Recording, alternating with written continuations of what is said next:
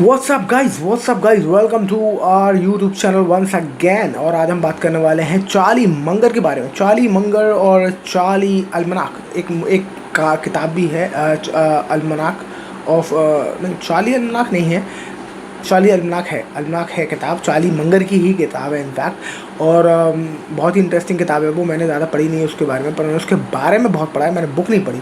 फ़िलहाल Charlie Munger एक भाई साहब वॉरेन बफेट के सबसे ही करीबी और दोस्त सबसे, और बहुत सारे लोग जो वॉरेन बफेट को जानते हैं वो चार्ली मंगर को भी जानते हैं, क्योंकि वॉरेन बफेट साहब, चार्ली मंगर तो अब हमारे साथ में नहीं रहे, और बट वॉरेन बफेट साहब अभी भी है हमारे साथ। अच्छी बात है ये।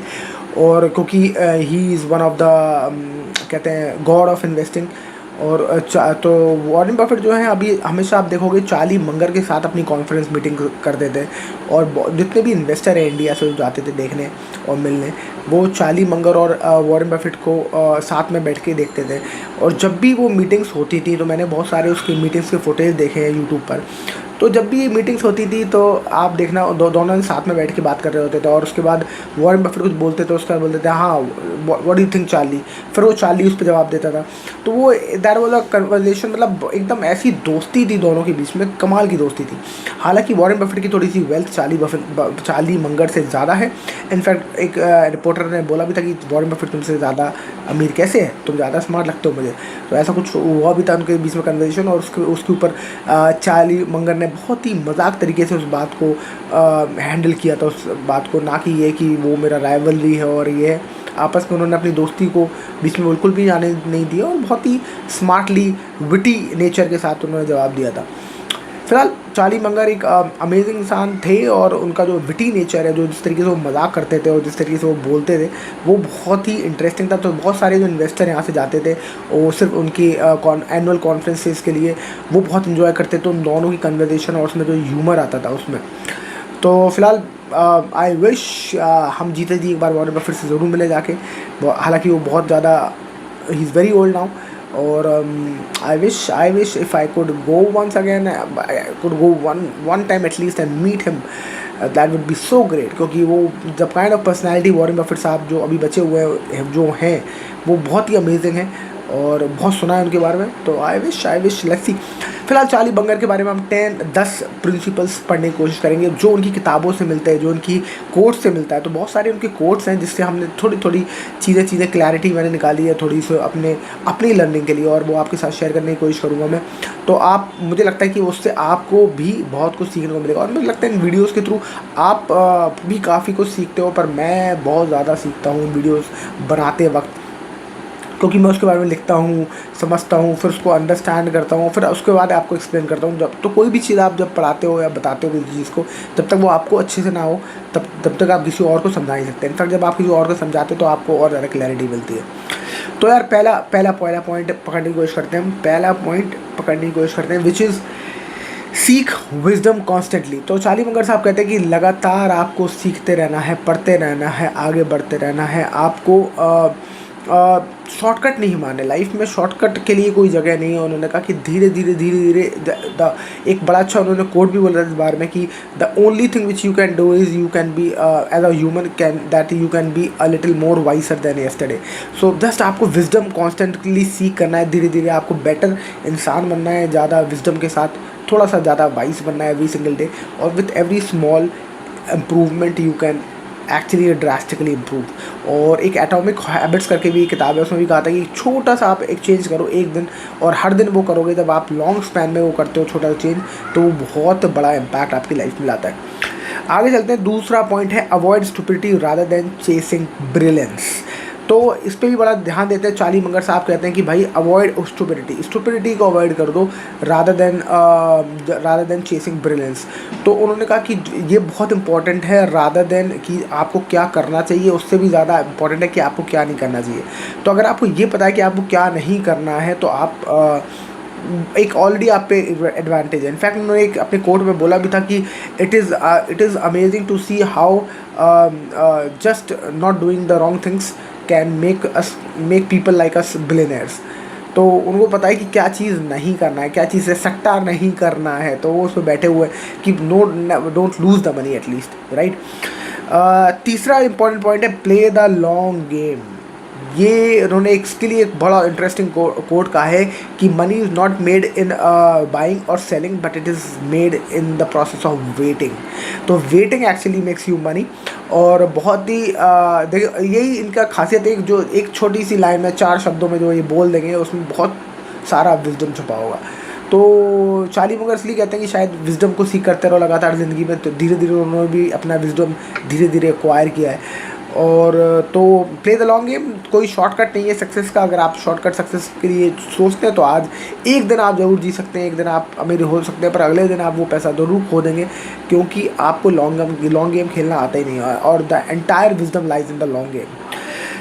चौथा point, have a high quality circle. दोस्ती और संगति का बहुत फ़र्क है मेरे दोस्त, बहुत ज़्यादा फ़र्क है। तो फॉर एग्जाम्पल मैं जिस तो अपनी जहाँ देता हूँ जो मेरे दोस्त है, जो मेरे रूममेट अभी रिसेंटली जो रूममेट बने हैं वो भी आज तक वो जिम नहीं गए, पर अब उनको मुझे देख के मोटिवेशन आती है, कहते हैं यार मुझे भी जिम जाना है, मेरी शादी होने वाली है यार, मुझे जिम जाना है। तो now he is at least inspired a bit to join the gym. तो that's how you influence people. If you are in the right company, आपको ज़रूरी नहीं कि वो अगला बंदा पुश करे। मैंने कभी किसी से बोला कि यार तुम जिम जाओ, बस मैं जाता हूँ। तो if you are in the right company then you do that thing. अनजाने जाने ना अनजाने तुम अपने आप ही वो चीज़ एक्वायर कर लेते हो, वो चीज़ एक दूसरे से ले लेते हो और वो चीज़ आप कॉपी करने लगते हो। सिमिलरली एक मेरे दोस्त था, उसने वो सिगरेट पीता है, तो मैं उससे यही बोला था कि तुम्हारे जब बच्चे सिगरेट पिएंगे तुम्हें शायद बुरा लगेगा। कह हाँ बहुत ज़्यादा बुरा लगेगा, मैं तो नहीं पीने दूंगा उसको। तो मैंने उससे कहा कि तुम्हें ज़रूरत नहीं है कि तुम सिगरेट के लिए मना करो, तुम सिर्फ सिगरेट नहीं पीना है, इतना ही करना है तुम्हें। तो वो कह रहा हाँ मैं पीता तो हूँ। तो मेरे बस तुम्हें यही करना है, बच्चों के सामने सिगरेट नहीं पीना है। बच्चे तो बंदर होते हैं, बंदर वो बंदर की तरह एक्चुअली कॉपी करते हैं जब छोटे बच्चे होते हैं आपको। तो if you they behave like monkeys, तो आपको बस वही करना है जो आप उनसे करवाना चाहते हो, आपको सिर्फ वही करना है और वो आपको फॉलो करते हैं अपने आप ही। तो आपको ज़रूरत नहीं, इनफैक्ट जो आप बच्चे वो कभी नहीं करेंगे मुझे लगता है, जो आप बोलते हो उनसे, पर बच्चे वो करते हैं जो आप करते हो। तो इसके लिए मैंने अपनी लाइफ में बहुत सारी चेंजेस लाए धीरे कि मुझे लगता है कि आगे कल को शायद कभी शादी हो, बच्चे हो, तो मैं अपने बच्चों को बोलूँ भाई ये नहीं करना है, या फिर अपने भांजे भतीजों को बोलता हूँ ये नहीं करना है, ये नहीं करना, मैं तुम्हारा मामा नहीं करता, तुम कैसे कर रहे हो। तो ये हो सकता है, राइट। आगे चलते हैं।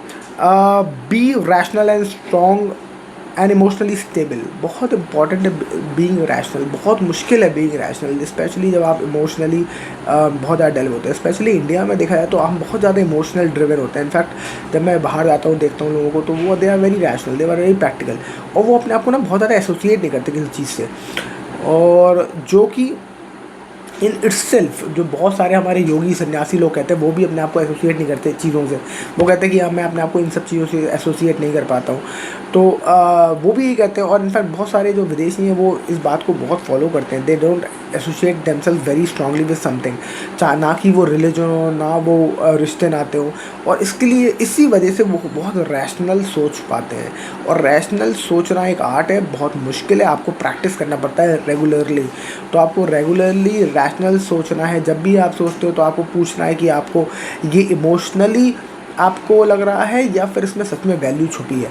तो मैं बहुत बार ये क्वेश्चन करता हूँ अपने आप से कि मैं ये जो डिसीजन मैं ले रहा हूँ ये इमोशनल डिसीजन है या फिर एक वैल्यू छिपी हुई है इसके अंदर, जो मुझे लग रहा है इसमें वैल्यू है। तो अगर वो इमोशनल डिसीजन है तो I try to postpone it, कि यार थोड़े टाइम बाद ले लेंगे इस डिसीजन को, क्योंकि मैं देखता हूँ कि इमोशनल अगर डिसीजन होगा तो थोड़ी देर बाद जो इमोशंस है वो विद टाइम चेंज होंगे और उसके बाद आप डिसीजन बेटर ले पाओगे। पर अगर आप उसी वक्त डिसीजन ले लेते हो तो आप सही भी हो सकता है, वो रॉन्ग भी हो सकता है, but that can go any extremes. तो मेरे हिसाब से इमोशनल होकर डिसीजन लेना सबसे बुरी चीज़ है, rather than you should be more rational. और यही वो कह रहे हैं कि इमोशनली स्टेबल हो जाओ और रैशनल हो जाओ। आगे चलते हैं, live below your means and be frugal. ये तो बहुत ही आसान तरीका है अमीर होने का। लिव बिलो योर मीन्स, अपनी ज़रूरतों से नीचे जियो, और लिव फ्रूगल, सस्ते तरीके से जियो, सस्ती चीज़ें यूज़ करो, ज़्यादा एक्सपेंसिव लग्जरी लाइफस्टाइल मत रखो। अगर ऐसे रहोगे तो you can almost always acquire big wealth and make wealth. Have integrity and avoid greed. तो भाई जो सही है वही करना है और गलत काम और लालच नहीं करना है, और सबसे ज़्यादा लोग यही करते हैं। इनफैक्ट मैंने अभी एक दोस्त से बोला कि मैं इन्वेस्टमेंट में स्टार्ट करूँ अपने, और मैंने उसको बड़ा पुश किया, मोटिवेट किया, उसको मैंने पूरा समझाया, 1 घंटे का लेक्चर दिया। और उसने कहा यार, क्योंकि उसने मेरे वीडियो देखता है, वो मेरा बोलता है यार तुम्हारा तो इन्वेस्टमेंट बहुत सही चलते हैं और स्ट्रिक्टली चलते हैं। मैंने कहा हाँ। तो वो उसने कहा यार मुझे बता। तो मैं उससे बात कर रहा था, तो उसने कहा कि यार आदिल तुम क्या सोचते हो, बिटकॉइन में पैसे लगा दूँ? बिटकॉइन में भी नहीं, कोई कॉइन में पैसे लगा दूँ। उसने कोई वीडियो देखा था, उसमें कोई कॉइन था, तो वो कह रहा उस कॉइन में पैसे लगा दूँ, अभी सिर्फ इतने 0.000 करके है, और अगर मैं इसमें लगा दूँगा तो इतना पहुँच जाएगा। अब मैंने उससे यही कहा कि मैंने तो 1 घंटे लेक्चर दिया और तूने सीधा जुआ खेलने के लिए चूज़ कर लिया कि हम जुआ खेलेंगे। तो उसका वही काम है, 500 रुपये जाएगा पर आएगा तो इतना मोटा आ जाएगा ना। और मैं उससे यही कह रहा था भाई कि इंटेग्रिटी एंड अवॉइड ग्रीड। इतना ग्रीड करोगे तो नहीं बनेगा पैसा। इनफैक्ट एक बार बन भी जाएगा तो पैसा चला जाएगा, और अगली बार तुम दूसरा कॉइन ढूंढोगे वो नहीं मिलेगा तुम्हें। हर बार तुम्हारे बैट पे छक्के नहीं लगेंगे और तुम इसमें बर्बाद हो जाओगे। जुए में यही होता है, गैम्बलिंग में यही होता है। आप एक बैट लगाते हो, फिर आपको लगता है हार गए या जीत गए, तो आपको लगता है अब तो बहुत बढ़िया है, अब तो मैं इसी से पैसा बनाऊंगा। फिर आप वो पैसे हार जाते हो पूरा। उसके बाद आप घर से पैसा ला के लगाते हो, और क्योंकि आपको अब लगता है कि जीत गए थे, क्योंकि आप एक बार जीत गए थे। पर दैट वॉज मेयर लक और कुछ नहीं। पर अगर आपको एक लॉन्ग गेम आ गया, आपको लालच पे कंट्रोल करना आ गया, आपको बैठना आ गया, क्योंकि money is all in the waiting, तो अगर आपको बैठना आ गया तो ये आदत जो ऐसी है तो आपको जल्दी बनाएगी ही बनाएगी। आप ग्रीड पे कंट्रोल करेगी ही करेगी, और इसमें प्रोबेबिलिटी ऑफ विनिंग ऑलमोस्ट 100% है, अगर आप लॉन्ग समय में बैठ के पैसा बनाते हो तो। नाइन्थ पॉइंट है, no 8 point is work hard on right things. बहुत इंपॉर्टेंट है, आप सही चीज़ों पे मेहनत करो, आप नई स्किल्स पे मेहनत करो। और चार्ली मंगर इसमें कहते हैं कि भाई उन चीज़ों पे मेहनत करो जो आपको वैल्यू देती है, जैसे कि that could be spending time with your family. If you feel like that gives you value, that gives you how to cherish life, then spend time with your family. If you feel like आप swimming करके आते हो और you feel value कि आपकी body का heart rate अच्छा हो गया, उससे आपका वर्कआउट अच्छा हुआ है, तो do that. जिस चीज़ में आपको वैल्यू मिलती है उसको, कोई चीज़ को चेस करें। Work hard on the right things rather than not something which will not give you long term value, right? और हम ज़्यादातर कोशिश यही करते हैं, हम शॉर्ट टर्म वैल्यू में, instant gratification, short term value चीज़ों में ज़्यादा लालच करते हैं, और ये ह्यूमन नेचर है। क्योंकि हमें आदत भी तो हुई स्पीड में हम रील स्क्रॉल करने की, तो हमें जल्दी चाहिए हर चीज़। 9 पॉइंट है accept reality as it is. तो भाई जैसा इसमें चार्ली मंगर कहते हैं, तो मतलब काफ़ी ब्रूटली उन्होंने बोला है कि भाई जो है वैसा है, उसको एक्सेप्ट करना सीखो और उस पर काम करो। ये मत सोचो कि ऐसा नहीं है वैसा नहीं है, बिकॉज आपको बहुत सारा वक्त लग जाता है ये रियलाइज़ करने में कि ऐसा नहीं है यार, ये रियलाइज़ करने में ऐसा नहीं है। और आपको जब तक आप रियलाइज़ करोगे कि नहीं यार मैं ही गलत था, आप बहुत साल तक ये कहते रहोगे नहीं ऐसा नहीं है, ऐसा नहीं। और जब आपको रियलाइज़ कर अरे भाई ऐसा ही है, तब आप अपने आप पे काम करना स्टार्ट करते हो कि मेरे अंदर ये कमी है तो मुझे इस पर काम करना स्टार्ट करना है। तो अगर आपको एक बार समझ में आ गया कि नहीं आपके अंदर ये कमी है, तो उस पर बहुत जल्दी रियलाइज़ करें और उस पर काम करना स्टार्ट करें। तो work hard on right things, और ये ना करें कि आप टाइम वेस्ट करें सिर्फ रियलाइज़ करने में, या एक्सेप्ट ना करें उस चीज़ को कि रियलिटी की भैया नहीं है हमारे अंदर एक कमी, या हमारे अंदर एक कमी है, तो उसको आप एक्सेप्ट ना करें रियलिटी। आप एक्सेप्ट नहीं करेंगे तो आप फिर जल्दी से उस पर काम करना स्टार्ट नहीं करेंगे, और विच इज़ वेरी कॉमन। मैं वो बहुत सारे लोगों से मिलता हूँ, वो कहते हैं हाँ नहीं हाँ नहीं, पर वो उस पर काम करने की कोशिश नहीं करते। इनफैक्ट मेरे साथ भी मैं बहुत ज़्यादा प्रोक्रेस्टिनेट करता हूँ, but I am working on it anyways. और लास्ट पॉइंट है important 10th, learn from mistakes and keep improving. ये अगेन लास्ट पॉइंट से ही, 9th पॉइंट से ही आता है कि अपनी मिस्टेक्स को जल्दी से एडमिट करो कि ये मिस्टेक्स हैं, और मिस्टेक्स आर अ बिगेस्ट कहते हैं बिगेस्ट टीचर्स। उसने कहा है चार्ली मंगर ने कि जो बिगेस्ट टीचर्स आपके होते हैं वो कोई नहीं होता, पर आपकी ही मिस्टेक्स होते हैं। तो आपको जल्दी से उससे सीखना है और आपको इम्प्रूव करते जाना है। तो यही मंत्राज हैं, 10 मंत्राज ऑफ मिस्टर चार्ली मंगर, जो विजडम हम उनकी ज़िंदगी से सीखते हैं। आपको कौन सा मंत्रा पसंद आया, आपको कौन सा जो पॉइंट है जो सबसे ज़्यादा पसंद आया, इस वीडियो से आप क्या वैल्यू लेके जा रहे हैं, कोई भी एक वैल्यू अगर आपको थोड़ी सी मिली हो तो कमेंट सेक्शन में जरूर बताएं। That's it for this video. I hope you like the video. If you like, share and subscribe. I will see you in the next video. Thank you so much for watching. Bye bye.